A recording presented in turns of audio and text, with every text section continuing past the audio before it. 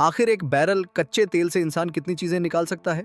असल में जमीन से निकलने वाला कच्चा तेल सीधे इस्तेमाल के लायक नहीं होता। इसे पहले एक बहुत ऊंचे रिफाइनिंग टॉवर में भेजा जाता है, जिसे फ्रैक्शनल डिस्टिलेशन टॉवर कहा जाता है। यह टॉवर कई दर्जन मीटर ऊंचा होता है। यहाँ उबलने के तापमान और घनत्व के फर्क के आधार पर कच्चे तेल को अलग अलग परतों में बांट दिया जाता है। आखिर में कच्चे तेल को 7 मुख्य हिस्सों में अलग किया जाता है। सबसे ऊपर वाली परत होती है लिक्विफाइड पेट्रोलियम गैस। यही गैस सीधे हमारे घरों तक पहुंचती है और रसोई के गैस चूल्हे में जलती है। उसके नीचे आता है गैसोलीन यानी पेट्रोल। एक दिलचस्प बात यह है कि पेट्रोल पूरे कच्चे तेल का सिर्फ लगभग 20% ही होता है। तीसरी परत होती है नफ्था। नाम भले ही कम सुना हो, लेकिन प्लास्टिक और सिंथेटिक कपड़े बनाने में इसका बहुत बड़ा योगदान है। यानी एक तरह से हम तेल को कपड़ों के रूप में भी पहन रहे होते हैं। चौथी परत है जेट फ्यूल। यह पेट्रोल से ज्यादा स्थिर होता है और हवाई जहाजों में इस्तेमाल किया जाता है। पांचवी परत होती है डीजल फ्यूल। यह कच्चे तेल का सबसे बड़ा हिस्सा, लगभग 30% से भी ज्यादा होता है।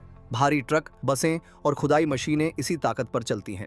छठी परत है हैवी फ्यूल ऑयल। यह बहुत गाढ़ा और काला होता है, लेकिन सस्ता होने की वजह से समुद्री जहाजों में खूब इस्तेमाल होता है। इसके बाद मिलता है लुब्रिकेटिंग ऑयल। यह मशीनों के लिए लुब्रिकेंट का काम करता है। अगर यह न हो तो दुनिया की कई मशीनें रुक जाएंगी। और आखिर में टॉवर के सबसे नीचे बचता है सबसे भारी पदार्थ, एस्फॉल्ट। इसी से सड़कें बनाई जाती हैं, जिन पर हम हर दिन चलते और गाड़ियां दौड़ाते हैं। सोचिए, आसमान में उड़ने वाले जहाज से लेकर आपके पैरों के नीचे की सड़क तक एक बूंद कच्चे तेल का इंसान पूरी तरह इस्तेमाल कर लेता है। इसलिए यह कहना गलत नहीं होगा कि तेल सिर्फ ईंधन नहीं, बल्कि आधुनिक सभ्यता की नींव है।